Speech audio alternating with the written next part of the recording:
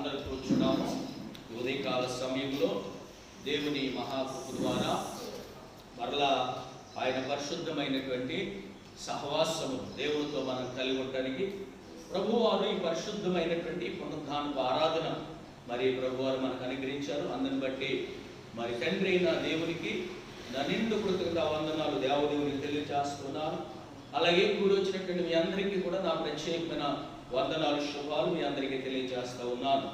దేవుని మహాకృప ద్వారా మరలా మీ మధ్యలోనికి దేవుని వాక్యాన్ని తీసుకుని రావడానికి ప్రభువారు మరి నాకు ఈ యొక్క చక్కని అవకాశాన్ని ధన్యతను మరి ప్రభువారు అనుగ్రహించారు. నిజముగా దేవుని మహాకృప పరిస్థితులు ప్రభావాలు ఈ లోకంలో మరి ప్రతికూలంగా ఉన్నప్పటికీ కూడా, అనుకూలమైన పరిస్థితులు లేనప్పటికీ కూడా మరి దేవుని యొక్క పిల్లలు ఆయన వాక్యాన్ని ఈ రీతిగా ఈ యొక్క మరి యూట్యూబ్ ద్వారా మరి ఈ రీతిగా మరి వాట్సాప్ ద్వారా దేవుని వాక్యాన్ని వినడానికి ప్రభువారు మరి చక్కని అవకాశాన్ని చక్కని ధన్యతను ఈ దినాల్లో ప్రభు మనకు అనుగ్రహిస్తూ ఉన్నారు. నిజముగా దేవుని పిల్లలైనటువంటి వారికి వాక్యము అది ఎంతో ఆశీర్వాదం. యేసయ్య చెప్పారు కదా, మనుష్యుడు రొట్టె వలన కాదు కానీ దేవుని నోట నుండి వచ్చు ప్రతి మాట వలన ఆయన జీవిస్తాడు అనేటువంటి నిజమే. దేవుని వాక్యాన్ని మనం కలిగి ఉన్నప్పుడు మనం జీవిస్తాం. ఎక్కడ జీవిస్తామంటే ఈ భూమి మీద జీవిస్తామో, భూమిని విడిచి వెళ్ళిన తర్వాత కూడా పరలోకంలో కూడా మనం జీవిస్తాం. దేవుని వాక్యానికి ఉన్నటువంటి శక్తి అంత గొప్పది కనుక మరి ఆ యొక్క వాక్యాన్ని మనం కలిగి ఉండడానికి ప్రభు మరి కృపనిచ్చారు. ఈ సమయంలో కొన్ని మాటలు క్లుప్తంగా మరి దేవుని వాక్యాన్ని ధ్యానం చేయాలని ఆశపడతా ఉన్నాను. కొన్ని మాటలు దేవుని వాక్యం నుంచి మనం చదువుకుందాం. దయచేసి చూడండి, అందరూ కూడా దేవుని వాక్య భాగంలో పరిశుద్ధ గ్రంథాన్ని తీసుకుందాం.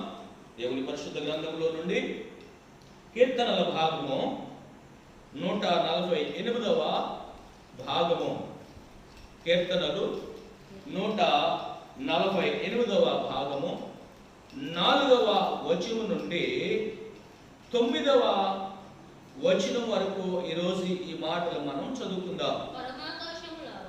పరమాకాశములారా, ఆకాశము పైనున్న జలములారా ఆయనను స్తుతించుడి.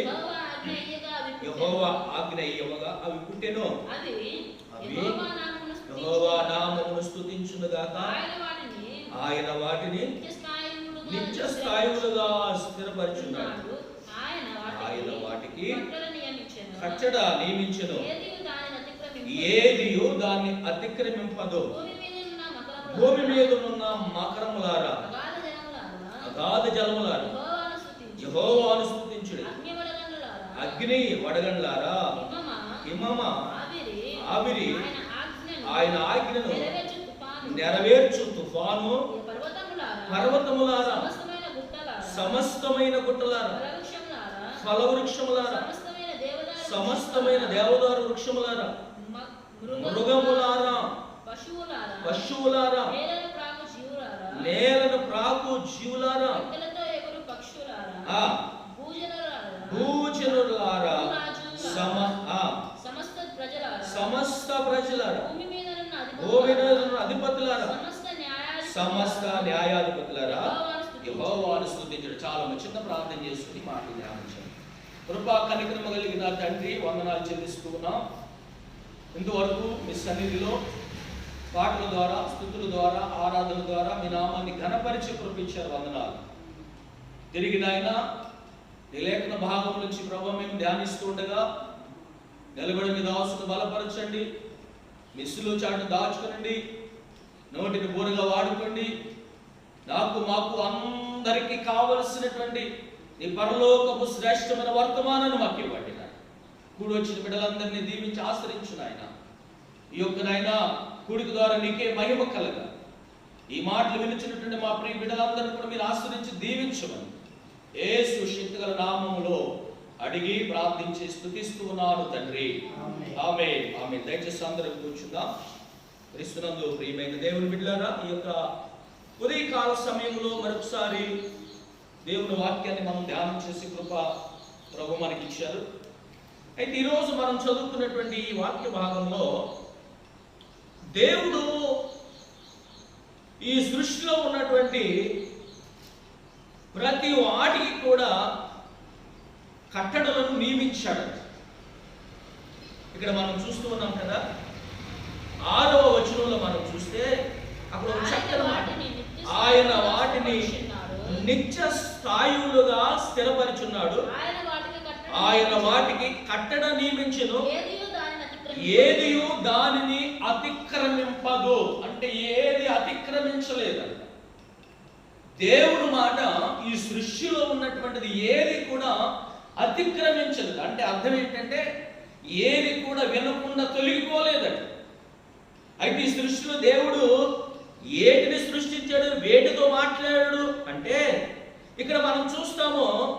మొట్టమొదటిగా మనం చదువుకున్నటువంటి ఆ యొక్క 4వ వచనంలో పరమ ఆకాశాలకిని, అలాగే జలాలకిని, అలాగే ఇంకా క్రిందికి మనం వెళితే ఆ యొక్క 7వ వచనంలో మరి భూమి మీద ఉన్నటువంటి మకరాలకి, అగాధమైన జలాలకి, ఇంకా 8వ వచనంలో మనం చూస్తే అగ్నికి, వడగండ్లకి, హిమం అనగా మంచుకి, ఆవిరికి, తుఫానికి, పర్వతాలకి, సమస్తమైన గుట్టులకు, ఫలవృక్షాలకి, ఇంకా 10వ వచనం మనం చూస్తే మృగాలకి, పశువులకి, నేలను ప్రాకే జీవులకి, రెక్కలతో ఎగిరేటువంటి పక్షులకి, ఇంకా 11వ వచనం మనం చూస్తే భూజనులకి, వీటన్నిటికీ కూడా ఏం చేశాడంటే దేవుడు ఆజ్ఞను ఆయన తెలియచేశాడు.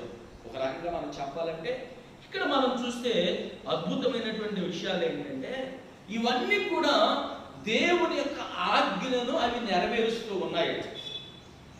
దేవుని యొక్క ఆజ్ఞను అవి వింటా ఉన్నాయి. సృష్టిలో మనం చూస్తే దేవుని మాట తుఫాను విని లోబడిందంట, గాలి విని లోబడిందంట. అయితే ఇంకా బైబిల్లో ఇంకా మనం చూస్తే అద్భుతమైన మాట ఏంటో తెలుసా? 147వ కీర్తన, ఒకసారి ఆ మాటను మనం జ్ఞాపకం చేసుకొని చూడండి. 4వ వచనంలో ఒక అద్భుతమైన చక్కని మాట ఉంటుంది. నక్షత్రముల సంఖ్యను ఆయన నియమించి ఉన్నాడు, వాటన్నిటికీ పేర్లు పెట్టుచున్నాడు. మన ప్రభువు గొప్పవాడు, ఆయన అధిక శక్తి గలవాడు, ఆయన జ్ఞానమునకు మితి లేదు. చాలండి, అందరూ ఒకసారి దేవునికి స్తోత్రం చెల్లిద్దాం. హల్లెలూయా. ఇక్కడ మనం జ్ఞాపకం చేసుకుంటే నక్షత్రముల సంఖ్యను ఆయన నియమించాడంట. అంటే ఈ సృష్టిలో ఆకాశాలను, సూర్యుని, చంద్రుని, నక్షత్రాలను ఆయన కలిగి చేశాడు అని మనం చూస్తాం. ఈ భూమి మీద అనేక రకరకాల చెట్లు, ఫలవృక్షాలు కలిగి చేశాడు అని మనం చూస్తాం. సముద్రాన్ని కలిగి చేశాడు అని మనం చూస్తాం. అయితే వాటన్నిటికీ కూడా ఆయన ఏం చేశాడంటే వాటి వాటి స్థానాలు వాటికి నియమించాడంట. అంటే ఏంటంటే దాని అర్థం, మీరు ఈ స్థానంలోనే ఉండాలి, ఆ స్థానాన్ని మీరు తప్పిపోకూడదు, ఆ స్థానాన్ని విడిచి మీరు ఇంకొక చోటికి వెళ్ళకూడదు. సముద్రాన్ని కూడా దేవుడు ఆజ్ఞాపించాడు, మీరు ఇక్కడ వరకే రావాలి, అక్కడి నుంచి మీరు ఇంకా ప్రజల మీదకి వెళ్ళకూడదు. అంత గొప్ప అగాధమైనటువంటి ఆ సముద్రం కూడా ఏం చేస్తా ఉందంటే అది దేవునికి లోబడతా ఉందంట. దానికి ఏ విధమైన అడ్డుకట్ట లేకుండా కూడా అది దేవుని మాటకు లోబడతాం. ఒక సృష్టిలో ఉన్నటువంటి ఈ యొక్క లోకములు అన్నీ కూడా ఏం కలిగి ఉన్నాయంటే దేవుని మాటకు లోబడతా ఉన్నాయి. ఇక్కడ మనం చూస్తే నక్షత్రాలు కూడా ఏం చేస్తున్నాయంట, ఎక్కడైతే వాటిని నియమించాడో, ఎక్కడైతే వాటిని ఉండమని చెప్పాడో అక్కడ అవి ఉండి పని చేస్తాయి. భూమి మీద ఉన్నటువంటి ప్రజలందరికీ కూడా ఆకాశం నుండి చక్కని వెలుగును, చక్కని కాంతిని అవి ఇస్తూ ఉన్నాయి. ఇంకా అద్భుతం ఏంటంటే సృష్టిలో ఆశ్చర్యం ఏంటంటే ఆయన భక్తులు ప్రార్థన చేసినప్పుడు కూడా సూర్యుడు, చంద్రుడు కూడా ఆ మాట విని అవి కూడా లోబడిచారు. మనకు అందరికి తెలుసు, యెహోషువ ప్రార్థన చేసినప్పుడు సూర్యుడు నిలువు అని చెప్పాడు. నువ్వు అయ్యోనులో నిలువు, నువ్వు గిబియోనులో నిలువు చంద్రుడా. దేవుని యొక్క సృష్టిలో చేయబడినటువంటి ఆ సూర్యుడు చంద్రుడు కూడా ఆయన భక్తులు ప్రార్థించినప్పుడు వాటిని ఆగిపోండి అని చెప్పినప్పుడు అవి ఆగిపోయినాయి అంట. అక్కడ మనం చూస్తే యెహోషువ గ్రంథంలో ఒక దినమంతా కూడా, అంటే ఒక రోజంతా కూడా ఆ సూర్యుడు చంద్రుడు ఆగిపోయింది. కనుక ఈ సృష్టిలో దేవుని చేత ఏర్పరచబడినటువంటి సూర్యుడు కానీ, చంద్రుడు కానీ, ఆకాశములు కానీ, భూమి కానీ, ఆవిరి కానీ, ఇక్కడ మనం చదువుకున్న మంచు కానీ, వడగళ్ళు కానీ, హిమము కానీ, తుఫాను కానీ, పర్వతాలు కానీ, గుట్టలు కానీ, ఫలవృక్షాలు కానీ, అన్నీ కూడా మృగాలు, పశువులు అన్నీ ఆయన మాటకు లోబడతా ఉన్నాయి. అందుకే ఒక సందర్భంలో దేవుడు అంటా ఉన్నాడు తన ప్రజలైనటువంటి వారి గురించి అద్భుతమైన మాట, మనందరికి తెలిసిన మాటే. యెషయా గ్రంథం 1వ అధ్యాయంలో 2వ వచనంలో దేవుడు ఒక చక్కని మాట అంటాడు. చూడండి, యెహోవా మాట్లాడుచున్నాడు, ఆకాశమా ఆలకించుము, భూమి చెవియొగ్గుము, నేను పిల్లలను పెంచి గొప్పవారినిగా చేసిదని వారు నా మీద తిరుగుబడి ఉన్నారు.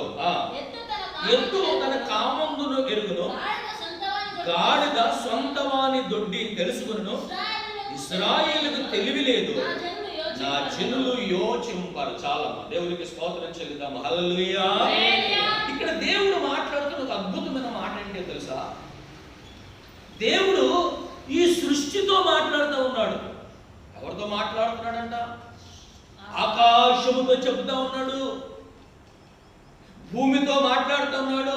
ఆకాశమా ఆలకించు, భూమి చెవియొగ్గు. అంటే ఇప్పుడు ఒక రకంగా చెప్పాలంటే ఎవరితో మాట్లాడుతున్నాడంటే ఆకాశము భూమితో మాట్లాడుతున్నాడు. ఏ విషయంలో మాట్లాడుతున్నాడంటే ఈ ప్రజల గురించి, భూమి మీద ఉన్న ప్రజల గురించి. అయితే ఈ ప్రజలు ఏం చేయలేకపోతున్నారంట? ఆయన మాట వినట్లేదంట. ఇంతకుముందు నేను జ్ఞాపకం చేశాను, ఈ సృష్టిలో అన్ని ఆయన మాట వింటా ఉన్నాయి. ఆకాశము, భూమి, నక్షత్రాలు, మృగాలు, పశువులు, ఆవిరి, హిమము, ఈ యొక్క వడగళ్ళు అన్నీ కూడా దేవుని మాట విని దేవుని మాటకు లోబడతా ఉన్నాయి. తుఫాను ఇవన్నీ కూడా దేవుని మాట విని లోబడతా ఉన్నాయి. మరి ఎవరు లోబడతలేదయ్యా అంటే దేవుడు తన యొక్క చిత్తానుసారంగా, ఇష్టానుసారంగా, తన పోలికలో ఆయనకు ముద్దుబిడ్డగా చేసుకున్న ప్రజలు. ఇంకా చెప్పాలంటే నీవు నేను ఆయనకి ఇంకా లోబడలేదంట. అందుకే బాధపడుతున్నాడు. ఆకాశమా ఆలకించుము, భూమి చెవియొగ్గుము, నేను నా పిల్లలను పెంచి గొప్పవారిగా చేశాను కానీ వారు నా మీద తిరుగుబాటు చేసి ఉన్నారు. ఈరోజు నేను చెప్పాల్సినటువంటి విషయం ఏంటంటే సృష్టిలో దేవునికి అన్నీ లోబడతా ఉన్నాయండి. అన్నీ ఆయన మాట వింటా ఉన్నాయి. నక్షత్రాలు వాటి వాటి స్థానంలో వాటిని పెట్టినప్పుడు అవి వాటి పని వాటిని జరిగిస్తూ ఉన్నాయి. అంటే ఒక్క నక్షత్రం కనుక ఆయన సెలవు లేకుండా ఈ భూమి మీద పడింది అనుకోండి, మీకు తెలుసో లేదో కొన్ని రాష్ట్రాలు, దేశాలే అవి లైవ్ అయిపోతాయి, కాల్చబడిపోతాయి. చాలా సంవత్సరాల క్రితం బహుశా కొంతమంది మీరు ఉంటారు, మానవుడు తయారు చేసినటువంటి ఒక యంత్రానికి, ఒక రాకెట్కి ఎంతో శక్తి ఉందంట, ఎంతో పవర్ ఉందంట. దాన్ని ఒకసారి ఆ యొక్క ఆకాశమును, ఆ యొక్క ఆ చంద్రుని యొక్క ఆ గోడలోనికి వెళ్ళి దాన్ని చూడాలి, అక్కడ ఉన్న విషయాలు తెలుసుకోవాలి అని ఆ ర్యాకెట్ని పంపించినప్పుడు, దాని పేరు స్కైలాబ్ అని చాలా మంది చెప్పుకుంటూ ఉండేవాడు. ఆ స్కైలాబ్ అనేటువంటి ఆ ర్యాకెట్ని పంపించినప్పుడు అది వెళ్ళవలసిన స్థలమునికి వెళ్లకుండా మధ్యలో ఆగిపోయిందంట. ఆకాశంలో అది వేలాడుతూ ఉందంట. ఎందుకంటే భూమి యొక్క ఉపరితలం దాటిన తర్వాత కొన్ని లక్షల వేల మైళ్ళు పైకి ఒక యంత్రం వెళ్ళిన తర్వాత, ఒక ర్యాకెట్ వెళ్ళిన తర్వాత అది ఎలా ఉంటుందంటే భూమి యొక్క ఆకర్షణ శక్తి దానికి తగ్గిపోయిన తర్వాత త్వరగా భూమి మీదకి అది రావడానికి ప్రయత్నం చేయదు. ఎక్కువ సమయం గాలిలోనే అది వేలాడుతూ ఉంటుంది, గాలిలోనే ఆడుతూ ఉంటుంది. మనుషులు కూడా ప్రయాణం చేసేటప్పుడు ఫ్లైట్లో భూమి యొక్క ఉపరితలానికి వాళ్ళు క్రింద భాగంలోనే వాళ్ళు వెళ్తారు. భూమి ఉపరితలాన్ని దాడితే మాత్రం ఒకవేళ ఫ్లైట్ కిందకి రాదు, మనుషులు కూడా కిందకి రావడానికి అవకాశం. ఎందుకంటే దానికి ఆ శక్తి సరిపోదు. ఒకవేళ ఫ్లైట్ కనుక అది పాడైతే మళ్ళా మనుషులు ఆ గొడుగులు వేసుకుని కిందకి రావడానికి అవకాశం ఉండే స్థలంలో మాత్రం వాళ్ళు ప్రయాణం చేస్తారు. ఆ గొడుగులు కూడా పై భాగం ఓపెన్ చేయరు. ఒకవేళ పై భాగం కనుక ఓపెన్ చేస్తే ఇక అక్కడే ఏలాడుతూ ఉంటారు, భూమి మీదకి రారు. అది దాన్ని ఓపెన్ చేయాలంటే ఇక మనం త్వరగా భూమి మీదకి వెళ్ళిపోతున్నాము, ఇక కింద పడిపోతాము, చాలా స్పీడ్గా మనం కిందకి వెళ్ళిపోతున్నాం అన్న టైంలోనే ఆ గొడుగును ఓపెన్ చేయాలి. అప్పుడు మాత్రమే వాడు భూమి మీదకి వస్తాడు. కనుక ఎక్కువ సమయం ఆ గాల్లో వాడు ఆడుకుంటా ఉంటాడు, ఒక బెలూన్ లాగా ఆడుకుంటా ఉంటాడు. కనుక ఈ స్కైలాబ్ అది ఆడుతూ ఉన్నప్పుడు అది ఎక్కడ భూమి మీద పడుతుందో, ఎన్ని లక్షల మంది కోట్ల మంది ప్రజలు చనిపోతారని చెప్పి ఆనాటి ప్రభుత్వం ఏం చేసిందంటే దాన్ని భూమి మీద పడకుండా హిందూ మహాసముద్రంలో, అట్లాంటిక్ మహాసముద్రంలో దాన్ని ఆ యొక్క అయస్కాంతం ద్వారా పట్టుకొని తీసుకుని వెళ్ళి ఆ సముద్రంలో మహాగాధంలో పడేసారు. అప్పుడు ప్రజలకి ఎంతో మరి సంతోషం, సైంటిస్టులకి ఎంతో ఆ యొక్క నెమ్మది కలిగిన వారు ఉన్నారు. లేకపోతే ఆ దినాల్లో చాలా మంది భయపడుతూ ఉండేవాడు. ఇక మనం చచ్చిపోతాం, ఇక మనం బ్రతకమని ఈ భూమి మీద ప్రజలందరూ కూడా భయపడుతూ ఉండేవాడు. ఒక మానవుడు సృజించినటువంటి స్కైలాబ్కి అంత ప్రభావం ఉంటే దేవుడు కొన్ని లక్షల వేల మైళ్ళ దూరంలో పెట్టినటువంటి నక్షత్రానికి ఇంకెంత ప్రభావం ఉంటుందో తెలుసా? సైంటిస్టులు చెప్తా ఉన్నారు, నక్షత్రాలకు ప్రభావం ఎంత గొప్పదంటే సూర్యుని కంటే చంద్రుడి కంటే కొన్ని వేల రెట్ల ఎక్కువ వైశాల్యం కలిగినటువంటి ప్రభావం కలిగిగా ఉంటుందంట. ఒకవేళ అది కనుక ఒక్కటి కనుక రాలి భూమి మీద కనుక పడితే కొన్ని లక్షల మంది, కోట్ల మంది చనిపోవడానికి అవకాశం ఉంది. కానీ దేవుడు కృపేట తెలుసా, అది రాలి పడకుండా ఆ నక్షత్రాలను దేవుడు ఏం చేశాడంటే వాటి స్థానాల్లో పెట్టాడు. నువ్వే ఇక్కడ ఉండాలి. వాటితో పాటు ఇంకా గ్రహాలను కూడా దేవుడు పెట్టాడు కదా, నవగ్రహాలు కూడా దేవుడు సృష్టిలో పెట్టాడు. అవి పని చేయడానికి మనందరం తెలుసు నవగ్రహాలు, భూమి, శుక్రుడు, చంద్రుడు, అంగారకుడు, బృహస్పతి, ఇలాగా నవగ్రహాలన్నీ కూడా సృష్టిలో పెట్టాడు. వాటి పని అవి చేయాలి. అవి అలా పని చేస్తేనే సృష్టి క్రమం అనేటువంటిది ఏర్పడుతుంది. పగలు రాత్రి అనేటువంటిది కనబడుతూ ఉంటుంది, కలుగుతూ ఉంటుంది. అవి పని చేయకపోతే పగలు రాత్రి అనేటువంటిది భూమి మీద తెలియదు ఎవరికి. కనుక దేవుడు పెట్టినటువంటి సృష్టిలో ఎంత గొప్ప ఆశ్చర్యమైనటువంటి కార్యాలు ఉన్నాయో తెలుసా? కనుక దేవుడు పెట్టినటువంటి ఈ గ్రహాలను కానీ, ఈ సూర్యుని కానీ, ఈ చంద్రుడిని కానీ, ఇంకా చెప్పాలంటే ఆకాశాలు కానీ, వీటన్నిటినీ ఎక్కడైతే దేవుడు నియమించాడో అవన్నీ ఆయన మాట విని అవి వాటికి ఆయన మాటకు లోబడుతూ ఉన్నాయి. మరి ఈ రోజున లోబడిన వారు ఎవరయ్యంత అంటే దేవుని పిల్లలైనటువంటి మనుషులు. నిజంగా వాడు గొప్పవాళ్ళు అయిన తర్వాత, వాళ్ళు గొప్ప మేధావులు అయిన తర్వాత, వాళ్ళ గొప్ప జ్ఞానాన్ని వారు దేవుని ద్వారా సంపాదించుకున్న తర్వాత వాళ్ళు లాస్ట్కి చివరికి ఏం చేస్తూ ఉన్నారో తెలుసా? దేవుని మీదే తిరుగుబాటు చేస్తూ ఉన్నారు. ఈ రోజున ప్రపంచం అల్లపుల్లలు అవడానికి ఒక కారణం ఏంటంటే, పాపంతో పాటు ఒక కారణం ఏంటంటే మానవుడు దేవుని మీద తిరుగుబాటు చేసినటువంటి పరిస్థితిని బట్టి, దేవుణ్ణి ధిక్కరించిన పరిస్థితిని బట్టి ఈ రోజున ఈ ప్రపంచం ఈ రీతిగా భయాలు చెందటానికి, రోగాలు ఆ యొక్క మరి కలగటానికి, మరణాలు సంభవించిన ఒక కారణం ఏంటంటే దేవుని మీద తిరుగుబాటు చేసేటువంటి ఆ మనుషుని యొక్క స్వభావం. కృష్ణునందు ప్రియమైన దేవుని బిడ్డలారా, ఈ ఉదయకాలాన్ని జ్ఞాపకం చేస్తున్నాను. దేవుని యొక్క మాట సృష్టి వింటా ఉంది. ఇంకొక మరి విషయాన్ని నేను మీకు జ్ఞాపకం చేస్తాను. మత్తయి సువార్తలో సముద్రం కూడా, గాలి కూడా ఆయనకు లోబడతా ఉందంట. చూడండి 8వ అధ్యాయము 23వ వచనం. మత్తయి సువార్త 8వ అధ్యాయము 23వ వచనంలో కూడా చాలా చక్కని మాట అక్కడ మనం చూస్తాం. ఆయన దోణి ఎక్కినప్పుడు ఆయన శిష్యులు ఆయన వెంట వెళ్ళిరి.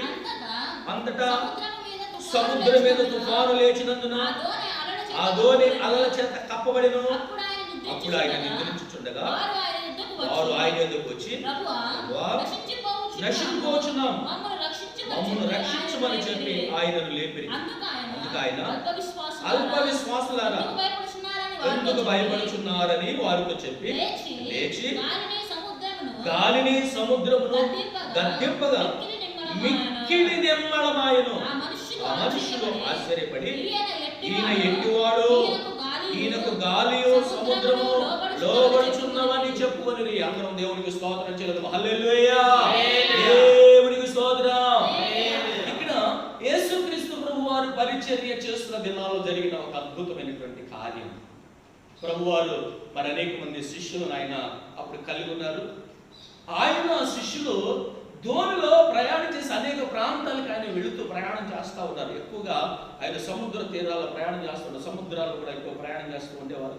ఆ దినాల్లో గలిలయ సముద్రంలో ఎక్కువగా ఆయన ప్రయాణం చేస్తూ ఉండేవారు. అలాగే కపెర్నహూము అనేటువంటి ప్రాంతాలు కూడా సముద్రంలో ఆ ప్రయాణం చేసి ఆయా ప్రాంతాలకు ఆయన ఎక్కువగా ఆయన వెళుతూ ఉండేవారు. ఆ రీతిగా ఆయన ప్రయాణం చేస్తూ వెళుతూ ఉన్నప్పుడు శిష్యులు వాళ్ళు చక్కగా వాళ్ళు ఆ సముద్రాన్ని చూస్తూ ఆ యొక్క ప్రయాణాన్ని చూస్తూ వాళ్ళు సంతోషంగా ఉన్నారు. మనం కూడా సముద్రంలో ప్రయాణం చేస్తే మనం కూడా చాలా చక్కగా సంతోషంగా ఉంటాం కదండి. శిష్యులు అలాగే ఉన్నారు. సరే, శిష్యులు సంతోషంగా ఉన్నారు కదా, పర్వాలేదు కదా అని చెప్పి ప్రభువారంట ఆయన ఏం చేశారంట, ఆ సమయంలో ఆయన కొంచెం తల వాల్చుకొని నిద్రిస్తూ ఉన్నారంట. నిద్రించడం అంటే మనకులాగా బుర్ర పెట్టి నిద్రపోవటం కాదు, కానీ ఏదో కొంచెం అలాగా కళ్ళు మూసుకుని ఉన్నారు. కనుక ఆ ప్రయాణం చేస్తున్నటువంటి సమయంలో ఈ దోణి కొంత దూరం వెళ్ళిన తర్వాత సముద్రం బాగా పొంగిపోతా ఉందంట. అది అలలు బాగా ఎగురుతూ ఉన్నాయి. గాలి విపరీతంగా వస్తూ ఉందంట. అప్పుడు శిష్యులకు భయం వేసింది. అయ్యో, ఎంత భయంకర గాలి వస్తూ ఉంది, సముద్రం పొంగిపోతా ఉంది, ఇక మనం చచ్చిపోతామేమో అని చెప్పి తన యొక్క బోధకుడైనటువంటి ప్రభువాన్ని లేపారంట. అయ్యా, మేము నశించిపోతున్నాం, మీరు లేవండి, మీరు లేవండి అని. వెంటనే ప్రభువారు లేచి చూస్తే సముద్రం చాలా భయంకరంగా ఉంది. భయంకరమైనటువంటి అలలతో అది రేగుతా ఉంది. విపరీతమైనటువంటి గాలి వస్తూ ఉంది. అప్పుడు యేసయ్య లేచి ఒక మాట అన్నాడు, గాలి నువ్వు నెమ్మదిగా ఉండు, సముద్రమా నువ్వు నెమ్మదిగా ఉండని ఆ గాలిని సముద్రాన్ని యేసయ్య గద్దించగానే ఇక్కడ రాయబడి ఉంది చక్కని మాట, అవి మిక్కిలి నిమ్మళముగా అయినాయి అంట. దేవునికి స్తోత్రం కలుగును కాక. అంటే విపరీతమైన అలలతో రేగినటువంటి సముద్రం ఎలా ఉందంటే అసలు అలాంటి ఏంటో తెలియనటువంటి చాలా నిమ్మళముగా అయిపోయిందంట సముద్రం. పిల్లరా, సముద్రం కూడా ఎవరి మాటకు లోపడతా ఉందండి? యేసయ్య మాటకు లోపడుతుంది, దేవుని మాటకు లోపడుతుంది. గాలి కూడా ఎవరి మాటకు లోపడతా ఉంది? దేవుని మాటకు లోపడుతుంది. సహోదరుడా, ఈ రోజున దేవుని మాటకు నువ్వు లోపడతా ఉన్నావా? దేవుని మాటకు వింటా ఉన్నావా? దేవుని మాట విను. దేవుని మాట వింటే నీకు ఆశీర్వాదం, దేవుని మాట వింటే నీకు దీవెన. బైబిల్ గ్రంథంలో మనం చూస్తాం, అబ్రహాము దేవుని మాట విన్నాడు, దీవించబడ్డాడు.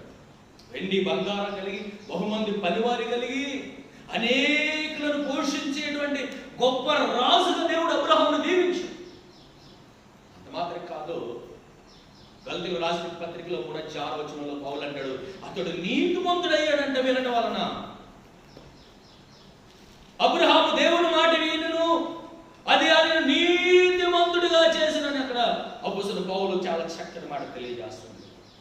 ఆశీర్వాదంతో పాటు దేవుని మాట వినటం వలన ఆయన ఏమయ్యాడంట? నీతిమంతుడిగా సాక్ష్యాన్ని పొందాడు. కానీ ఈ రోజున నువ్వు దేవుని మాట వింటే నువ్వు ఆశీర్వాదం పొందుతావు. రెండవది, నీవు నీతిమంతుడిగా నీవు తీర్చబడతావు. నీతిమంతుడిగా తీర్చబడతావు. అని నేను ముగిస్తున్నాను. క్రీస్తునందు ప్రియమైన దేవుని బిడ్డలారా, ప్రభు మాట వింటావా? ప్రభువుకు లోబడతావా? నీవు ఈ రోజున దేవుని మాట వింటే నీకు ఆశీర్వాదం. బైబిల్ గ్రంథంలో అద్భుతమైన వాగ్దానం ఉంది. ద్వితీయోపదేశకాండం, ఈ మాట చదివి నేను ముగించేస్తాను చూడండి. ద్వితీయోపదేశకాండము 28వ అధ్యాయము 1వ వచనాన్ని 2వ వచనాన్ని చదువుదాం. ద్వితీయోపదేశకాండం 28వ అధ్యాయము 1, 2 వచనం. దేవుని యెహోవా మాట శ్రద్ధగా విని, నేను నీకు ఆజ్ఞాపించిన ఆయన ఆజ్ఞలన్నిటినీ అనుసరించి నడుచుకొనిన నీ దేవుడైన యెహోవా భూమి మీద ఉన్న సమస్త జనముల కంటే నిన్ను హెచ్చించును. నీవు నీ దేవుడైన యెహోవా మాట వినిన ఎడల ఈ దీవెనలన్నీ నీ మీదకి వచ్చి నీకు ప్రాప్తించును. నీవు పట్టణంలో దీవెనపడదు, పొలములో దీవెనపడదు. నీ గర్భఫలము, నీ భూఫలము, నీ పశువుల మందలు, నీ దుక్కటెద్దులు, నీ గొర్రె మేక మందలు దీవెనపడదు. చాలు. ఈ 14 వచనాల వరకు కూడా మరి మనం చదువుకుంటే అక్కడ అన్ని దీవెనలే, అన్ని దీవెనలే. ఎప్పుడో తెలుసా దీవెనలు? నీవు దేవుని మాట వినుట వలన, దేవుని మాట వినుట వలన.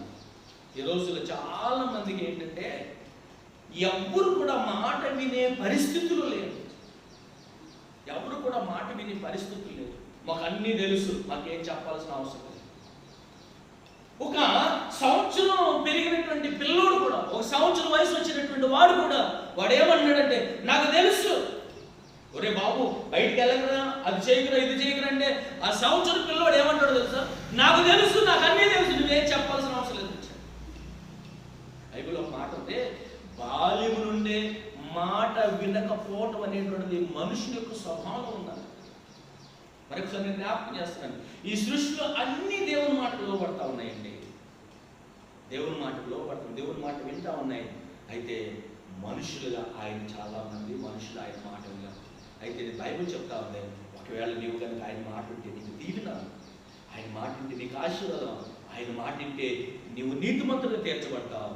ద్వితీయోపదేశం 8వ అధ్యాయంలో మొదటి 2-3 వచనాలు చెప్పినట్లుగా నువ్వు అన్ని విషయాల్లో దీవించబడతావు. దేవుడు నిన్ను హెచ్చిస్తాడు, నిన్ను గొప్ప చేస్తాడు, నిన్ను ఘనపరుస్తాడు. నీ పిల్లలను దేవుడు దీవిస్తాడు. నీ పశువులు, నీ పొలము, నీ పంట సమస్తను ఆయన దీవించేవాడుగా ఉన్నాడు. ఎంత గొప్ప దీవినిచ్చే దేవుడిని మనం విడిచిపెట్టి ఆయన మాట వినకుండా తిరగడం మనకంత మరి ఆశీర్వాదం కాదు కదా. కనుక ప్రభు మాట మనం విందాం, ప్రభు మాటను ప్రియులారా మనం లోబడదాం, ఆయన ఇచ్చే దీవెన మనం పొందుకుందాం. ఈ చిన్న వాక్యాన్ని దేవుడు దీవించి ఆశీర్వదించుగాక.